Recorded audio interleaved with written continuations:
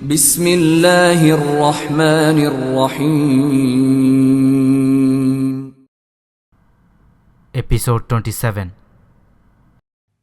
کتاب کا نام اندھیری مسافتیں، مصنف اسلم راہی MA۔ جہاں تک حضرت سعد بن ابی وقاص رضی اللہ تعالیٰ عنہ کا تعلق تھا تو وہ رشتے میں حضور اکرم صلی اللہ علیہ وسلم کے ماموں تھے اور بزرگ صحابہ میں شمار کیے جاتے تھے۔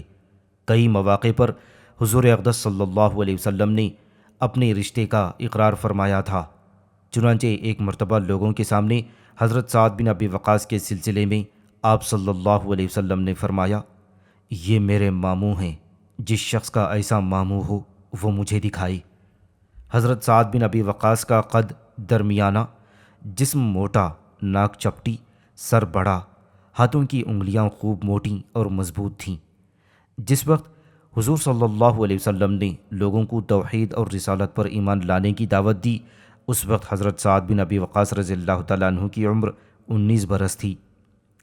حضور صلی اللہ علیہ وسلم کی دعوت پر چونکہ حضرت ابوبکر صدیق رضی اللہ تعالیٰ عنہ سب سے پہلے ایمان لائے اور انہیں یہ مقام سعادت بھی حاصل ہے کہ سب سے پہلے اسلام لانے کے ساتھ ساتھ انہوں نے دوسروں کو بھی دین کی دعوت دی۔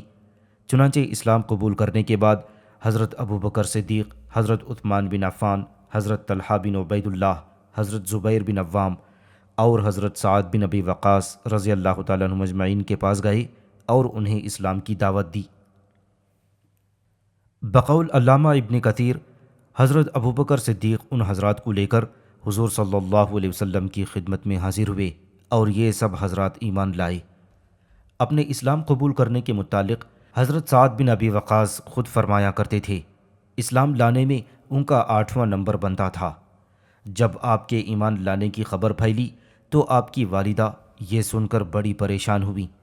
حضرت سعد بن ابی وقاص خود فرماتے ہیں کہ میں اپنی والدہ محترمہ کا بڑا فرما بردار تھا۔ جب میں نے اسلام قبول کیا تو میری والدہ محترمہ نے مجھے مخاطب کر کے کہا، سعد، تو نے یہ کیا نیا دین قبول کر لیا ہے؟ جب تک تو اس دین کو نہیں چھوڑے گا، نہ میں کھاؤں گی اور نہ پیوں گی، یہاں تک کہ مر جاؤں گی۔ حضرت سعد بن ابی وقاص رضی اللہ تعالیٰ عنہ فرماتے ہیں، میرے لیے یہ انتہا درجے کا آزمائش کا موقع تھا۔ میں اکثر سوچا کرتا تھا کہ اگر میری ماں کھائے پیے بغیر مر گئی تو پوری زندگی میرے لیے تو یہ تانا بنا رہے گا کہ میں اپنی ماں کا قاتل ہوں۔ چنانچہ میں نے اپنی والدہ سے استدعا کی کہ اماں تو ایسا نہ کر، میں یہ دین کسی قیمت پر نہیں چھوڑ سکتا۔ لیکن والدہ نہ مانی اور میری استدعا کو اس نے درخور اعتنا نہ سمجھا۔ چنانچہ والدہ مسلسل 3 روز بے آب و دانہ ہی رہی۔ جب میں نے اپنی والدہ کی اس ضد کو دیکھا تو اور زیادہ پریشان ہو گیا۔ اب میں نے اپنے دل کو ٹٹولا تو دیکھا اس میں کوئی تغیر واقع نہ ہوا تھا۔ میں نے اپنی والدہ سے کہا، ماں، اللہ کی قسم، تو یہ جان لی کہ اگر تیری لاکھ جانیں بھی ہوں اور ایک ایک کر کے نکل جائیں تب بھی میرے ارادے، میرے استقلال میں کوئی شکن نہیں آئے گی اور میں ہرگز اس دین کو نہیں چھوڑوں گا۔ اب تیری مرضی ہے کہ تو کھا یا نہ کھا۔ حضرت سعد بن ابی وقاص رضی اللہ تعالیٰ عنہ کے ارادے کی مضبوطی، استقامت کو دیکھتے ہوئے ان کی والدہ نے کھانا پینا شروع کر دیا۔ دوسری طرف خداوند قدوس کو بھی شاید استقامت اور ارادے کی پختگی ایسی پسند آئی کہ خداوند قدوس نے اس سلسلے میں آیت نازل فرما کر ساری مشکل آسان کر دی، جس میں خداوند قدوس نے فرمایا تھا، اور ہم نے انسان کو تاکید کر دی کہ اپنے والدین سے بھلائی سے رہیں، اگر وہ تجھ پر زور کریں کہ تو شرک کرے جس کی تجھے کوئی خبر نہ ہو تو ان کا کہنا مت مان، پھر تم کو میرے پاس ہی آنا ہے، سو میں بتاؤں گا جو تم کرتے رہے ہو۔ حضرت سعد بن ابی وقاص رضی اللہ تعالیٰ عنہ کو حضور اقدس صلی اللہ علیہ وسلم سے ایسی محبت اور چاہت تھی کہ جنگ احد میں حضرت سعد بن ابی وقاص کے بھائی عتبہ بن ابی وقاص نے حضور صلی اللہ علیہ وسلم پر ایک پتھر پھینکا، اس لیے کہ عتبہ بن ابی وقاص ابھی تک اسلام نہیں لائے تھے۔ آپ صلی اللہ علیہ وسلم کو یہ پتھر لگا اور اس پتھر کے لگنے کی وجہ سے آپ صلی اللہ علیہ وسلم گر گئے اور اس پتھر کی وجہ سے آپ کے 2 دانت شہید ہو گئے اور نچلا ہونٹ بھی خاصا زخمی ہوا۔ اس صورتحال کو دیکھتے ہوئے سعد بن ابی وقاص کہا کرتے تھے، اپنے بھائی عتبہ بن ابی وقاص کی اس حرکت پر میں زندگی میں کسی اور شخص کے قتل کرنے کا خواہش مند نہ رہا کہ جتنا خواہش مند اپنے بھائی عتبہ بن ابی وقاص کو قتل کرنے کا تھا۔ یہ واقعہ جنگ احد میں پیش آیا۔ جنگ احد میں ہی حضرت سعد بن ابی وقاص کو یہ بھی سعادت ملی جو کسی اور کے حصے میں نہ آئی۔ جنگ احد کے موقع پر جس طرح دوسرے جانثاروں نے حضور اقدس صلی اللہ علیہ وسلم کا دفاع کیا، اسی طرح سعد بن ابی وقاص نے بھی آپ کے دفاع کا حق ادا کیا۔ وہ بہترین تیر انداز مانے جاتے تھے۔ جس وقت جانثاروں نے آپ صلی اللہ علیہ وسلم کو اپنے حلقے میں لے لیا تھا، اسی وقت سعد بن ابی وقاص بڑی تیزی سے تیر اندازی کرنے لگے تھے۔ حدیث مبارکہ میں یہ بھی آتا ہے کہ اس موقع پر حضور صلی اللہ علیہ وسلم نے حضرت سعد بن ابی وقاص رضی اللہ تعالیٰ عنہ کے سامنے تیروں کا ڈھیر لگا دیا، بلکہ تیر پکڑ پکڑ کر حضرت سعد بن ابی وقاص کو دیے جاتے تھے اور ساتھ ہی یہ جملہ بھی ادا کرتے جاتے تھے، ارما فدا کی ابی و امی، میرے ماں باپ تجھ پر قربان ہوں۔ یہ تیر چلا۔ حضرت علی بن ابی طالب فرمایا کرتے تھے کہ حضرت سعد بن ابی وقاص کے سوا کسی کے لیے یہ جملہ نہ کہا گیا۔ ان کا کہنا تھا کہ جنگ احد میں نے حضور اقدس صلی اللہ علیہ وسلم کو کہتے ہوئے سنا کہ حضور صلی اللہ علیہ وسلم حضرت سعد بن ابی وقاص کو مخاطب کرتے ہوئے کہہ رہے ہیں، اے سعد، تیر اندازی کر، میرے ماں باپ تجھ پر فدا ہوں۔ بہرحال حضرت سعد بن ابی وقاص فاروق اعظم رضی اللہ تعالیٰ عنہ کی خدمت میں حاضر ہوئے۔ آپ نے حضرت سعد کو مناسب ہدایات دیں، ہر چھوٹے بڑے واقعے کی اطلاع دیتے رہنے کی تاکید کر کے سپہ سالار لشکر کے طور پر روانہ کر دیا۔ سعد بن ابی وقاص 4000 کا لشکر لے کر روانہ ہوئے اور لگاتار منزلیں طے کرنے کے بعد بزدرود کے مقام پر پہنچ کر انہوں نے اپنے لشکر کے ساتھ پڑاؤ کر لیا تھا۔ سعد بن ابی وقاص کی روانگی کے بعد فاروق اعظم نے 2000 یمانی اور 2000 نجدی مجاہدوں کا لشکر بھی حضرت سعد بن ابی وقاص کی کمک کے لیے روانہ فرمایا، جو مقام بزدرود ہی میں سعد بن ابی وقاص سے آن ملے تھے۔ دوسری طرف ایرانیوں سے ٹکرانے والے لشکر کے سالار اعلیٰ مثنی بن حارثہ بویب کے مقام پر ان دنوں حضرت سعد بن ابی وقاص کے آمد کے منتظر تھے اور ان کے پاس اس وقت 8000 کا ایک لشکر بھی تھا۔ ان کا ارادہ تھا کہ حضرت سعد بن ابی وقاص ان کے پاس پہنچیں تو وہ ان کے ساتھ مل کر ایرانیوں کی طرف پیش قدمی کریں گے، لیکن اس معاملے میں قدرت کچھ اور ہی فیصلہ کر چکی تھی، چونکہ بویب کے مقام پر ایرانیوں سے لڑی جانے والی جنگ کے دوران مثنی بن حارثہ زخمی ہو گئے تھے۔ چنانچہ طبیب ان کے زخموں کا علاج کرتے رہے، لیکن زخم مندمل نہ ہوئے، بلکہ ان کے زخموں کی حالت روز بروز خراب ہوتی چلی گئی۔ بالآخر جب حضرت سعد بن ابی وقاص اپنے لشکر کے ساتھ بزدرود کے مقام پر پڑاؤ کیے ہوئے تھے، وہاں انہیں خبر پہنچی کہ حضرت مثنی بن حارثہ نے انہی زخموں کے باعث انتقال فرمایا تھا۔ مثنی بن حارثہ رضی اللہ تعالیٰ عنہ نے وفات کے وقت اپنی جگہ بشیر بن حسامہ کو اپنے ماتحت کام کرنے والے لشکر کا سالار اعلیٰ مقرر کر دیا۔ اس وقت آپ کے پاس 8000 کا لشکر تھا۔ دوسری طرف فاروق اعظم نے حضرت سعد بن ابی وقاص اور ان کے لشکر کے لیے راستہ اور راستے کی منزلیں خود مقرر فرما دی تھیں اور روزانہ ہدایت بھیجتے رہتے تھے اور لشکر اسلام کی خبریں منگواتے رہتے تھے۔ حضرت سعد بن ابی وقاص بزدرود کے مقام سے کوچ کرنے کے بعد ایک ایسے مقام کی طرف روانہ ہوئے جس کا نام سیراف تھا، تو راستے میں قبیلہ بنو اسد کے 3000 جوان جو فاروق اعظم کے حکم نامے کے مطابق سر راہ منتظر تھے، وہ بھی حضرت سعد بن ابی وقاص کے لشکر میں شامل ہو چکے تھے۔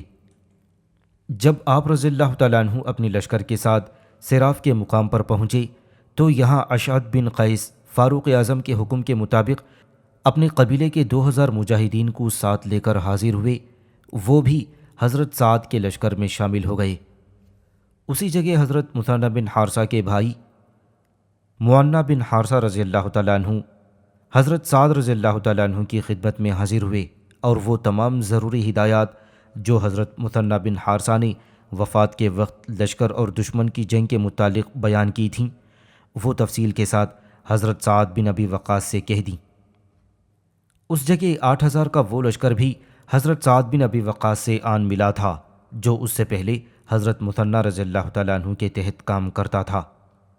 سیراف کے ہی مقام پر حضرت سعد بن ابی وقاص نے اپنے لشکر کا جائزہ لیا تو لشکر کی کل تعداد 20,000 کے درمیان پہنچ چکی تھی، جن میں 300 صحابی ایسے تھے جو بیت رضوان میں موجود تھے اور 70 صحابی ایسے تھے جو غزوہ بدر میں شریک تھے۔ حضرت سعد بن ابی وقاص بھی سیراف ہی کے مقام میں قیام کیے ہوئے تھے کہ فاروق اعظم رضی اللہ تعالیٰ عنہ کا ایک فرمان ان کے نام پہنچا۔ اس فرمان میں فاروق اعظم نے حضرت سعد بن ابی وقاص کو مخاطب کرتے ہوئے کہا، قادسیہ کی طرف بڑھو اور قادسیہ پہنچ کر اپنے مورچے ایسے مقام پر قائم کرو کہ تمہارے آگے فارس کی سرزمین ہو اور تمہارے پیچھے عرب کے پہاڑ ہوں۔ اگر اللہ تعالیٰ نے تمہیں فتح نصیب کی تو جس قدر چاہو بڑھتے جاؤ، لیکن خدا نخواستہ معاملہ برعکس ہوا تو پہاڑ پر آ کر ٹھہر جانا اور پھر خوب چوکس ہو کر حملہ کرنا۔ چنانچہ فاروق اعظم رضی اللہ تعالیٰ عنہ کی انہی ہدایات پر عمل کرنے کے لیے حضرت سعد بن ابی وقاص نے سیراف کے مقام سے کوچ کیا اور زبیر بن عبداللہ بن قتادہ کو مقدمۃ الجیش کا، عبداللہ بن معتصم کو میمنہ، شرجیر بن الستکندی کو میسرہ کا، عاصم بن عمرو التمیمی کو ساقہ کا سردار مقرر فرما دیا۔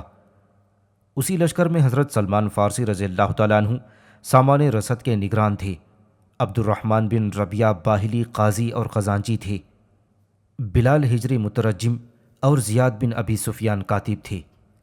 یوں حضرت سعد بن ابی وقاص اپنے لشکر کو لے کر سیراف سے روانہ ہوئے اور قادسیہ کا رخ کیا۔ راستے میں ایک ایسے مقام پر جس کا نام غدیب تھا، وہاں آپ کو خبر ہوئی کہ ایرانیوں کا وہاں ایک لشکر ہے اور اس جگہ ان کے ہتھیاروں کے ذخائر بھی موجود ہیں۔ چنانچہ حضرت سعد بن ابی وقاص نے غدیب کے ہی مقام کو پہلے نشانہ بنایا، وہاں جس قدر ایرانی تھے ان کا خاتمہ کر دیا، وہاں جس قدر سامان تھا اس پر قبضہ کرتے ہوئے قادسیہ کی طرف روانہ ہوئے۔ قادسیہ پہنچ کر حضرت سعد بن ابی وقاص نے اپنے لشکر کو پڑاؤ کرنے کا حکم دیا۔ یوں آپ لگاتار 2 ماہ تک وہاں انتظار کرتے رہے۔ آپ کسی اور جگہ جا بھی نہیں سکتے تھے، اس لیے کہ فاروق اعظم نے آپ کو قادسیہ میں جا کر قیام کرنے کا حکم دیا تھا۔ چنانچہ انتظار کے اس زمانے میں مسلمانوں کو جب سامان رسد کی ضرورت ہوتی تو ایرانی علاقوں پر مختلف دستے چھاپے مارتے اور ضروریات کا سامان حاصل کر لیا کرتے تھے۔ ایران کے دارالحکومت مدائن میں یہ خبریں پہنچنا شروع ہوئیں کہ قادسیہ میں عربوں کے لشکریوں کا اجتماع ہو رہا ہے اور فرات وغیرہ کا درمیانی علاقہ عربوں نے لوٹ کر ویران کر دیا ہے، لہذا قادسیہ کے متصلہ علاقوں کے لوگ مدائن پہنچے، دربار میں شاکی بن کر حاضر ہوئے اور ایران کے بادشاہ یزدگرد سے التجا کی کہ عربوں کے ان حملوں کا کوئی تدارک ہونا چاہیے، ورنہ ہم سب مجبوراً عربوں کی فرما برداری اختیار کریں گے۔ دربار ایران میں سارے سالاروں میں رستم ہی عقلمند اور تجربہ کار سالار خیال کیا جاتا تھا۔ اس کی رائے آخر تک یہی رہی تھی کہ عربوں کو ان کے حال پر آزاد چھوڑ دیا جائے اور جہاں تک ممکن ہو جنگ و پیکار کے مواقع کو ٹال دیا جائے، لیکن ایران کا بادشاہ یزدگرد ان خبروں کو سن کر غضبناک اور سیخ پا ہو گیا۔ چنانچہ اس نے فوراً رستم کو طلب کیا اور حکم دیا کہ تم خود ایک جرار لشکر لے کر قادسیہ کی طرف روانہ ہو جاؤ اور ان عربوں کے روز بروز کے جھگڑے کو پورے طور پر ہی ختم کر دو۔ رستم چاہتا تھا کہ ایک کے بعد دیگرے دوسرے سالاروں کو روانہ کرے اور مسلسل طور پر لڑائی کے سلسلے کو جاری رکھے، لیکن یزدگرد کے اصرار پر مجبوراً رستم کو خود مدائن سے روانہ ہونا پڑا۔ چنانچہ مجبوراً رستم لشکر لے کر مدائن سے روانہ ہوا اور ساباد کے مقام پر جا کر اس نے پڑاؤ کر لیا۔ وہاں قیام کے دوران اس نے اپنی مملکت کے ہر حصے کی طرف قاصد بھیجوا دیے اور ہر جگہ سے مسلمانوں کا مقابلہ کرنے کے لیے اس نے ایرانی جنگجو طلب کر لیے تھے۔ اس طلب کے جواب میں ملک کے ہر حصے سے بڑے بڑے سورما، بڑے بڑے تیغزن گروہ در گروہ آ کر رستم کے پاس جمع ہونا شروع ہو گئے تھے، یہاں تک کہ رستم کے پاس سابات کے مقام پر لگ بھگ 1.5 لاکھ کا لشکر جمع ہو چکا تھا۔ یہ لشکر ہر طرح سامان حرب سے مسلح اور لڑائی کے جوش و خروش میں ڈوبا ہوا تھا۔ دوسری طرف عرب مخبر بھی پوری طرح متحرک تھے اور انہوں نے ایرانیوں کی اس صورتحال سے حضرت سعد بن ابی وقاص رضی اللہ تعالیٰ عنہ کو مطلع کر دیا۔ چنانچہ حضرت سعد نے دربار خلافت میں ایرانیوں کی جنگی تیاریوں اور نقل و حرکت کے حالات قاصد کے ذریعے بھیجے۔ جواب میں فاروق اعظم رضی اللہ تعالیٰ عنہ نے قاصد کے ذریعے حضرت سعد بن ابی وقاص کو لکھا، تم ایرانیوں کی کثرت، عساکر اور ساز و سامان کی فراوانی کو دیکھ کر مطلق خائف اور فکر مند نہ ہو، بلکہ خداوند قدوس پر بھروسہ رکھو، اللہ سے ہی مدد طلب کرتے رہو، اور قبل از جنگ چند آدمیوں کی ایک سفارت ایران کے شہنشاہ یزدگرد کے پاس بھیجو تاکہ وہ دربار ایران میں جا کر دعوت اسلام کے فرض سے سبکدوش ہوں، اور شاہ فارس دعوت اسلام کو قبول نہ کرے تو ان کے انکار کا وبال بھی اسی پر پڑے گا۔ اس حکم کے پہنچنے پر حضرت سعد بن ابی وقاص رضی اللہ تعالیٰ عنہ نے لشکر اسلام سے سمجھدار، خوف و گفتار، دلیر، بہادر اور ذی حوصلہ افراد کو منتخب کرنے کے بعد قادسیہ سے مدائن کی طرف روانہ کر دیا۔ حضرت سعد بن ابی وقاص رضی اللہ تعالیٰ عنہ نے جن لوگوں کو سفیر بنا کر ایران کے شہنشاہ یزدگرد کی طرف روانہ کیا تھا، ان میں نعمان بن قیس بن زرار، اشعث بن قیس، فراست بن وہبان، عاصم بن عمرو بن سعدی، مغیرہ بن شعبہ، معنی بن حارثہ، عطارد بن حاجب، بشیر بن ابی رحم، حنطلہ بن ربی اور عدل بن سہیل رضی اللہ تعالیٰ عنہ مجمعین شامل تھے۔ یہ تمام لوگ اپنے عربی گھوڑوں پر سوار راستے میں رستم کے لشکر کو ایک طرف چھوڑتے ہوئے سیدھے مدائن پہنچے اور وہاں ایران کے شہنشاہ یزدگرد سے ملنے کی خواہش کا اظہار کیا۔ چنانچہ ایران کے شہنشاہ کو عربوں کی اس سفارت کی آمد کی اطلاع دی گئی تو ان سفیروں کی آمد کا سن کر یزدگرد نے پہلے اپنے دربار کو خوب آراستہ کیا، اس کے بعد مسلمان سفیروں کو اس نے اپنے دربار میں طلب کیا۔ جب یہ اسلامی سفیر دربار میں اپنے سادہ سپاہیانہ وضع کے ساتھ داخل ہوئے تو تمام دربار انہیں دیکھ کر حیران رہ گیا۔ شروع میں یزدگرد نے ان سے معمولی سوالات کیے اور ان سے جواب پا کر دریافت کیا، تم لوگوں کو ہمارے مقابلے میں جرأت کیسے ہو گئی کہ ہم سے ٹکراؤ اور ہم پر حملہ آور ہو، اور تم کس طرح اس بات کو بھول گئے کہ تمہاری قوم تمام دنیا میں ذلیل اور احمق قوم سمجھی جاتی ہے؟ تم اس بات کو بھی بھول گئے کہ جب کبھی تم لوگوں سے کوئی سرکشی یا بغاوت دیکھی جاتی تھی تو ہم اپنی سرحدوں کے عاملوں اور صوبے داروں کو حکم دیا کرتے تھے کہ تمہیں سیدھا کر دیں، چنانچہ وہ تمہیں ٹھیک کر دیا کرتے تھے۔ یزدگرد کے ان الفاظ میں نعمان بن مقرن نے اپنے ساتھیوں کو مخاطب کرتے ہوئے کہا، میرے عزیز اور محترم ساتھیوں، اگر تم میں سے کوئی یزدگرد کے ان باتوں کا جواب دینا چاہے تو دے دے، ورنہ مجھے اجازت دو کہ میں بولوں۔ چنانچہ جب سارے ساتھیوں نے نعمان بن مقرن سے ہی کہا کہ وہ ہی یزدگرد کے سوالوں کا جواب دیں، تب نعمان بن مقرن ایران کے شہنشاہ یزدگرد کو مخاطب کرتے ہوئے کہنے لگے، اے بادشاہ، ہم دنیا سے بت پرستی اور شرک مٹانے کی کوشش کرتے ہیں اور تمام دنیا کے سامنے اسلام پیش کرتے ہیں کہ اسلام ہی کے ذریعے انسان سعادت انسانی حاصل کر سکتا ہے۔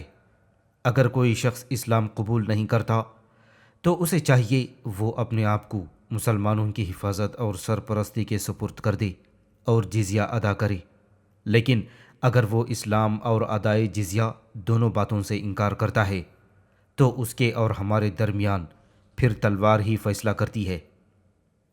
یزدگرد نعمان بن مقرن کی اس گفتگو کو سن کر بڑا فروختہ ہوا، لیکن ضبط کر کے بولا، تم لوگ محض وحشی ہو، تمہاری تعداد بھی کم ہے، تم ہمارے ملک کے کسی حصے کی طمع نہ کرو، ہم تم پر اس قدر احسان کرتے ہیں کہ تمہیں کھانے کے لیے غلہ اور پہننے کے لیے کپڑا دے دیں اور تمہارے اوپر ایسا حاکم مقرر کر دیں جو تمہارے ساتھ نرمی کا برتاؤ کرے۔ ایران کے شہنشاہ یزدگرد کے یہ الفاظ سن کر اس بار حضرت قیس بن زرار اٹھے اور خفگی کا اظہار کرتے ہوئے شہنشاہ ایران یزدگرد کو مخاطب کرتے ہوئے کہنے لگے، ایران کے بادشاہ کو معلوم ہے کہ یہ لوگ جو تمہارے سامنے موجود ہیں رؤسا اور شرفائے عرب ہیں، اور شرفائے عرب ایسی لغو باتوں کا جواب دینے سے شرم کرتے ہیں۔ میں تمہاری باتوں کا جواب دیتا ہوں اور یہ سب میری باتوں کی تصدیق کرتے جائیں گے۔ سنو بادشاہ، تم نے جو عربوں کی حالت اور اہل عرب کی کیفیت بیان کی، در حقیقت ہم اس سے بھی کہیں زیادہ خراب اور ناقص حالت میں تھے، لیکن خدا نے ہم پر بڑا فضل اور احسان کیا کہ ہماری ہدایت کے لیے نبی بھیجا جس نے ہم کو صراط مستقیم کی ہدایت کی، حق اور صداقت کے دشمنوں کو مغلوب اور ذلیل کیا، اور دنیا میں فتوحات حاصل ہونے کا ہم کو وعدہ دیا۔ بس تمہارے لیے اب مناسب یہی ہے کہ تم ہم کو جزیہ دینا منظور کرو یا اسلام قبول کر لو، ورنہ ہمارے اور تمہارے درمیان پھر تلوار ہی فیصلہ کرے گی۔ حضرت قیس رضی اللہ تعالیٰ عنہ کی یہ ساری گفتگو سن کر ایران کا شہنشاہ یزدگرد آپے سے باہر ہو گیا۔ انتہائی غضبناکی اور غصے میں اسلامی سفراء کو مخاطب کرتے ہوئے کہنے لگا، اگر سفیروں کا قتل کرنا جائز ہوتا تو میں تم کو قتل کر دیتا۔ پھر اپنے چند خاص آدمیوں کو اس نے حکم دیا کہ ایک مٹی کا ٹوکرا بھر کر لاؤ اور جو شخص ان میں سے سردار ہے اس کے سر پر رکھ دو اور اسی حالت میں انہیں مدائن سے باہر نکال دو۔ یہاں تک کہنے کے بعد یزدگرد رکا، دوبارہ مسلمان سفیروں کو مخاطب کرتے ہوئے کہنے لگا، یہ بھی سن رکھو، ہمارا سالار اعلیٰ رستم بہت جلد تم سب کو قادسیہ کی خندق میں دفن کر دے گا۔ اتنے میں یزدگرد کے آدمی مٹی کی ایک ٹوکری لے کر آ گئے۔ اس موقع پر حضرت عاصم نے فوراً اٹھ کر وہ ٹوکری اپنے کاندھے پر اٹھا لی اور کہا، میں اس وفد کا سردار ہوں، مٹی کی یہ ٹوکری مجھے دے دو۔ چنانچہ مٹی کی ٹوکری ایرانیوں سے حضرت عاصم نے لے لی۔ اس طرح سارے مسلمان سفیر ایران کے شہنشاہ یزدگرد کے دربار میں سے نکلے اور اپنے گھوڑوں پر سوار ہو کر وہ مٹی کی ٹوکری لیے ہوئے حضرت سعد بن ابی وقاص رضی اللہ تعالیٰ عنہ کے پاس پہنچے اور کہنے لگے، ملک ایران کی فتح مبارک ہو، خدا تعالیٰ نے ان کے ملک کی مٹی ہمیں عطا کی۔ حضرت سعد بن ابی وقاص رضی اللہ تعالیٰ عنہ یہ الفاظ سن کر بے حد خوش ہوئے۔ مشہور مورخ علامہ ابن خلدون لکھتے ہیں، یہ مسلمان سفیر یزدگرد کے دربار سے نکل گئے تو یزدگرد کے حاضرین دربار اور عمرہ عربوں کے سفیروں کی گفتگو اور مٹی کی ٹوکری اٹھا کر خوشی اور مسرت سے روانہ ہونے پر نہایت فکر مند اور پریشان ہوئے۔ اس موقع پر یزدگرد نے اپنے عمرہ اور سالاروں کو مخاطب کرتے ہوئے کہا، میں نے عرب میں ان لوگوں سے زیادہ کسی کو احمق نہیں دیکھا۔ ان کو یہ کیسی عجیب خوش فہمی ہے کہ انہیں کل روئے زمین پر قبضہ مل جائے گا، اور ان لوگوں میں سے ان کے سردار نے مٹی کی ٹوکری اپنے کندھے پر رکھ لی۔ اس پر ایک درباری نے یزدگرد کو مخاطب کرتے ہوئے کہا، یہ لوگ بڑے عالی خیال اور ذی عقل ہیں، ان لوگوں نے اس مٹی سے اپنے لیے حسن فال اور ہمارے لیے بدفالی لی ہے۔ یہ الفاظ سن کر یزدگرد خاموش رہا، کوئی جواب نہ دیا۔ جن دنوں مسلمان سفیر یزدگرد کے دربار میں گئے ہوئے تھے، حضرت سعد بن ابی وقاص رضی اللہ تعالیٰ عنہ بھی بیکار نہیں بیٹھے۔ انہوں نے اپنے لشکر کے لیے خوراک کے ذخائر جمع کرنے شروع کر دیے تھے۔ بقول ابن کثیر سب سے پہلے فراس شہر کو ہدف بنایا گیا۔ سواد بن مالک تمیمی کو اس کام کے لیے مقرر کیا گیا تھا اور وہ فراس پر شب کے وقت چھاپا مار کر 300 جانور گرفتار کر کے لائے، جن میں خچر، گدھے، بکریاں، گائے اور بیل شامل تھے۔ صبح کے وقت سواد بن مالک رضی اللہ تعالیٰ عنہ ان مویشیوں کو لیے اسلامی لشکرگاہ میں آئے۔ حضرت سعد بن ابی وقاص رضی اللہ تعالیٰ عنہ نے ان جانوروں کو اپنے لشکریوں میں تقسیم کر دیا۔ اس کے بعد حضرت سعد بن ابی وقاص نے 2 اور مہمیں روانہ کی۔ ان 2 میں سے پہلی مہم بنی تغلب اور بنی نمیر کی طرف روانہ کی گئیں۔ جو مسلمان لشکری ان کی طرف گئے ہوئے تھے ان پر حملہ آور ہوئے اور بنو تغلب اور نمیر کے اونٹ اور ان کے آدمیوں کو گرفتار کر کے لائے۔ حضرت سعد بن ابی وقاص نے ان جانوروں کو بھی ذبح کر کے اپنے لشکریوں میں تقسیم کر دیا۔ اس کے بعد عمرو بن الحرث رضی اللہ تعالیٰ عنہ کو مقرر کیا گیا، جو نہرین پر شبخون مارنے کے لیے نکلے اور بہت سے مویشی پکڑ کر لائے۔ اس طرح مسلمانوں کے پاس خوراک کا خاصا ذخیرہ جمع ہو گیا تھا۔ تاریخ کے اوراق میں مسلمانوں کے اس سے پہلے شبخون کو جو فراس پر مارا گیا تھا بوم کا نام دیا گیا، اور بعد والے شبخون کو یوم الحتان کہہ کر پکارا گیا۔ سابات کے مقام پر ایران کے سپہ سالار رستم کو مزید لشکری مل گئی۔ اس طرح اس کے لشکر کی تعداد پہلے سے زیادہ ہو گئی، یہاں تک کہ اس نے سابات سے کوچ کیا، اس حالت میں کہ 60,000 کا ایک لشکر خاص رستم کے زیر کمان تھا۔ رستم نے اپنے مقدمۃ الجیش کا سردار جالینوس کو بنایا تھا، اور اس کے تحت بھی 40,000 کا ایک عظیم لشکر تھا۔ میمنہ پر 30,000 کی جمعیت کے ساتھ ہرمزان کو کمانڈر مقرر کیا گیا، اور میسرہ پر بھی 30,000 کی جمعیت کے ساتھ مہران بن بہرام کو سالار مقرر کر دیا گیا، جبکہ ساقہ میں 20,000 لشکری رکھے گئے تھے۔ اس طرح ایرانی لشکر کی تعداد اب 1,80,000 تک پہنچ چکی تھی۔